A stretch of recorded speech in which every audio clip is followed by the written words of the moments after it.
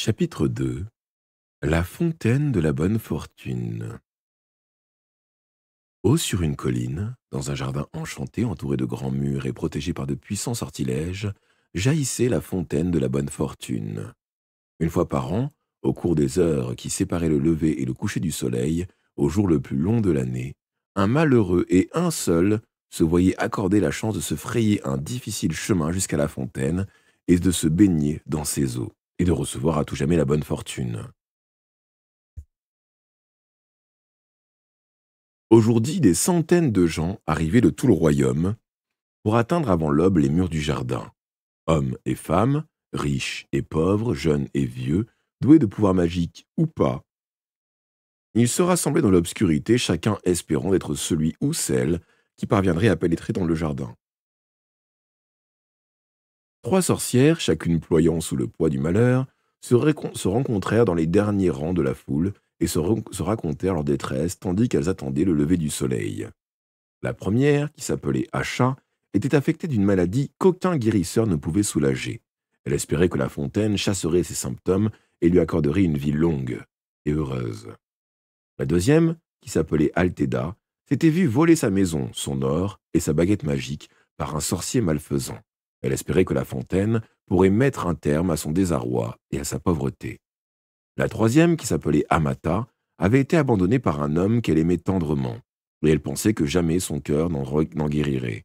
Elle espérait que la fontaine apaiserait son chagrin et sa nostalgie. Prenant pitié l'une de l'autre, les trois femmes tombèrent d'accord, si la chance les favorisait, pour s'unir et essayer d'atteindre la fontaine ensemble. Le premier rayon de soleil fendit le ciel et une brèche s'ouvrit dans le mur. La foule se porta en avant, chacun réclamant à grands cris la bénédiction de la fontaine. Des plantes grimpantes venues du jardin serpentèrent alors à travers la masse humaine qui se pressait contre la muraille et s'enroulèrent autour de la première sorcière, Acha. Celle-ci attrapa le poignet de la deuxième sorcière, Alteda, qui saisit la robe de la troisième sorcière, Amata. Amata se prit dans l'armure d'un chevalier à la mine lugubre, monté sur un cheval squelettique. Les plantes grimpantes tirèrent les trois sorcières à travers la brèche du mur, et le chevalier, arraché à son cheval, fut entraîné avec elles. Les cris furieux de la foule déçue s'élevèrent dans l'air matinal, puis se turent lorsque la muraille du jardin se referma. Acha et Alteda étaient en colère contre Amata, qui avait accidentellement amené le chevalier avec elle. Une seule personne peut se baigner dans la fontaine. Il sera déjà suffisamment difficile de se décider laquelle de nous trois ici plongera, sans avoir besoin d'ajouter quelqu'un d'autre.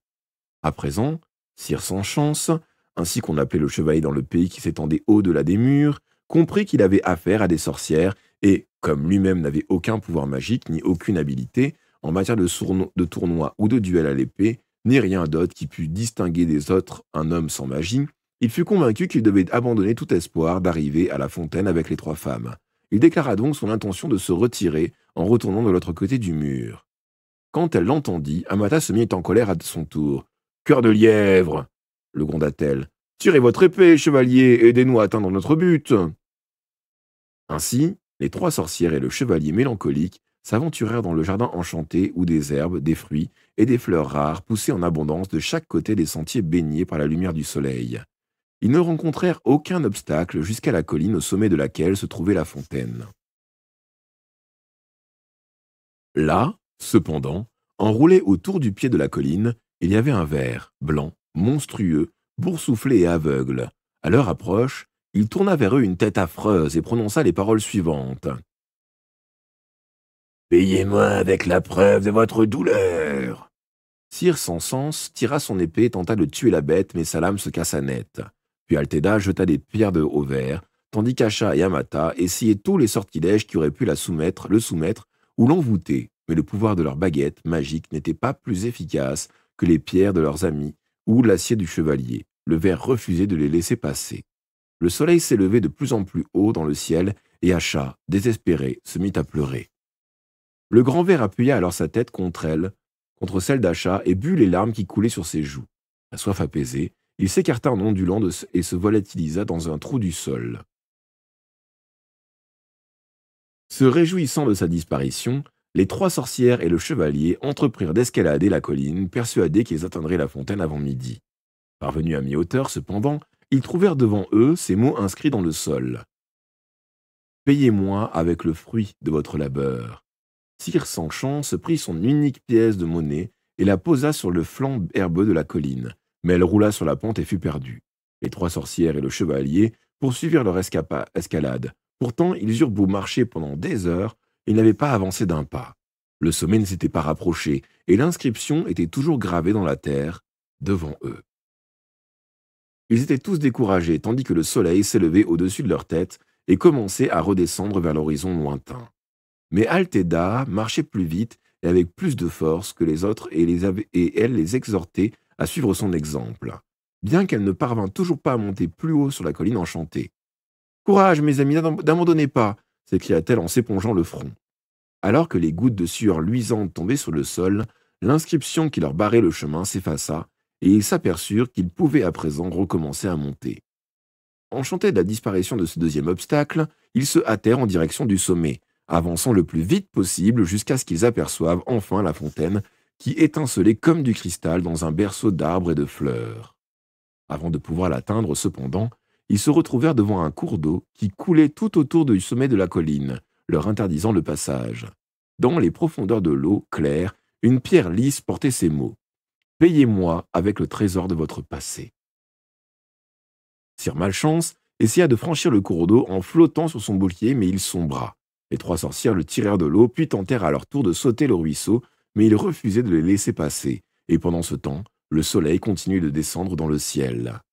Ils s'interrogèrent alors sur la signification du message inscrit dans la pierre, et ce fut Amata qui le comprit la première. Prenant sa baguette, elle arracha de sa tête tous les souvenirs des moments heureux qu'elle avait passés avec son amoureux disparu, et les laissa tomber dans l'eau vive du courant. Le ruisseau les emporta, et des pierres émergèrent grâce auxquelles les trois sorcières et le chevalier purent enfin passer et gagner le sommet de la colline. La fontaine scintillait devant eux, nichée parmi les herbes et des fleurs plus rares et plus belles que toutes celles qu'ils avaient vues jusqu'à maintenant. Une couleur de rubis embrasait le ciel, et il était temps de choisir qui d'entre eux allait se baigner dans la fontaine. Mais avant qu'ils aient pu se décider, la frêle Asha tomba sur le sol, épuisée par tant d'efforts pour parvenir au sommet. Elle était proche de la mort. Ses trois amis auraient pu la porter jusqu'à la fontaine, mais Asha éprouvait une douleur mortelle, et elle les supplia de ne pas la toucher. Altheda se hâta de cueillir toutes ces herbes dont les vertus lui semblaient prometteuses, les mélangea dans la gourde d'eau de Sir Sanchance et versa la potion ainsi obtenue dans la bouche d'Asha. Aussitôt, Asha put se relever. Mieux encore, tous les symptômes de sa redoutable maladie avaient disparu. « Je suis guérie !» s'écria-t-elle. « Je n'ai pas besoin de la fontaine, que ce soit Altheda qui s'y baigne. » Mais Altheda était occupée à recueillir d'autres herbes dans son tablier. « Si j'arrive à guérir cette maladie, je gagnerai des tas d'or, que ce soit Amata qui se baigne. » Sir Sanchance s'inclina et fit signe à Amata de s'avancer vers la fontaine, mais elle refusa d'un hochement de tête. Le cours d'eau avait emporté tous ses regrets d'avoir perdu son amoureux, et elle se rendait compte à présent qu'il avait été cruel, infidèle, et qu'être débarrassé de lui suffisait à son bonheur. « Mon bon chevalier, c'est vous qui devez vous baigner en récompense de votre noblesse de cœur, » dit-elle à Sir Sanchance. Alors, le chevalier s'avança dans un bruit d'armure, sous les derniers rayons du soleil couchant, et se baigna dans la fontaine de la bonne fortune, stupéfait d'avoir été choisi parmi les centaines d'autres et étourdi par cette incroyable chance. Tandis que le soleil tombait au-dessus de l'horizon, Sir Sanchance émergea de l'eau, auréolé par la gloire de son triomphe, et dans son armure rouillée, il se jeta aux pieds d'Amata, qui était la femme la plus belle et la plus aimable qu'il eût jamais contemplée. Exalté par son succès, il la supplia de lui accorder sa main et son cœur, et Amata, qui n'était pas moins ravie que lui, comprit qu'elle avait trouvé un homme digne de l'une et de l'autre. Les trois sorcières et le chevalier redescendirent la colline ensemble, bras dessus, bras dessous. Ils eurent tous les quatre une longue vie de bonheur, et aucun d'entre eux ne sut ni ne soupçonna jamais qu'il n'y avait pas la moindre enchantement dans les eaux de la fontaine. Commentaire d'Albus Dumbledore sur la fontaine de la bonne fortune. La fontaine de la bonne fortune fera toujours partie de nos contes préférés, à tel point qu'il fut le sujet de l'unique spectacle qu'on ait jamais tenté de monter pour la fête de Noël de Poudlard.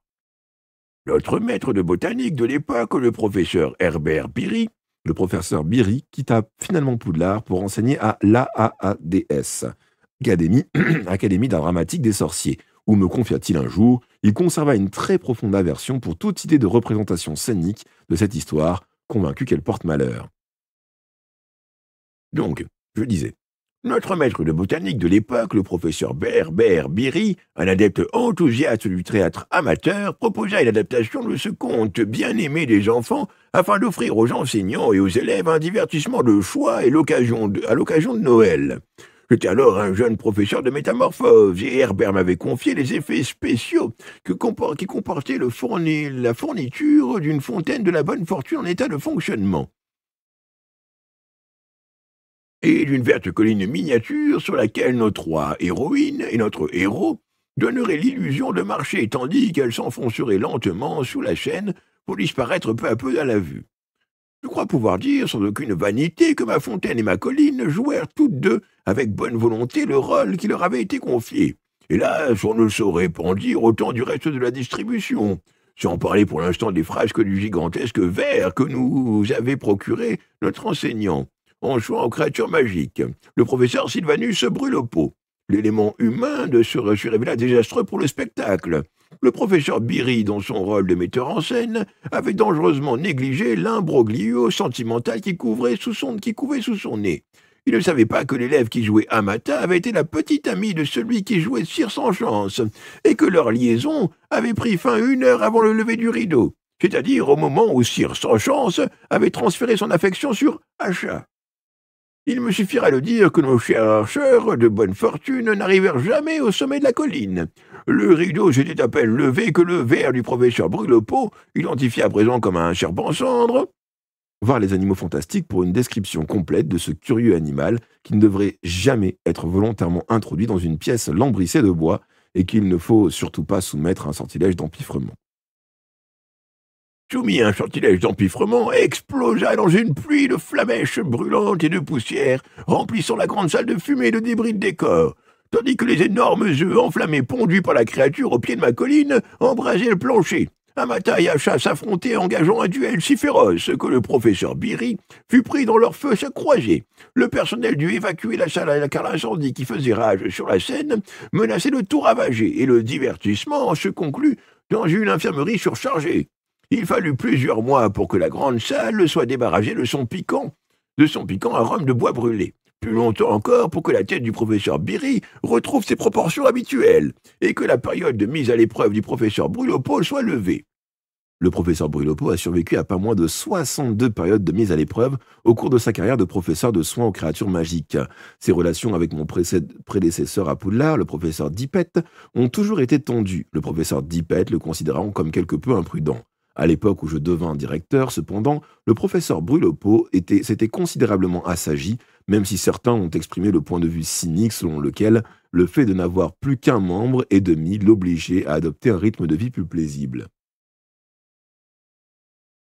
Le directeur Armando Dippet imposa à l'avenir une totale interdiction de tout spectacle de Noël, instituant une fière tradition de renoncement théâtral que Poudlard a maintenue jusqu'à nos jours. Indépendant de notre fiasco scénique, La Fontaine de la Bonne Fortune est sans doute le plus populaire des contes de Biddle, bien que, tout comme le sorcier de la marmite sauteuse, il ait ses détracteurs. Plus d'un parent exigeait le retrait de ce conte, de la bibliothèque de Poudlard, notamment par coïncidence. Un descendant de Brutus Malfoy et ancien membre du conseil d'administration de Poudlard, M. Lucius Malfoy, a formulé sa demande d'interdiction de conte en décrivant toute œuvre de fiction ou pas qui fait état de croisement entre des sorciers et des moldus devrait être bannie des rayons de Poudlard. Je ne souhaite pas que mon fils subisse des influences pouvant l'amener à souiller la pureté de son sang à travers la lecture d'histoires qui encouragent un mariage sorcier et moldu.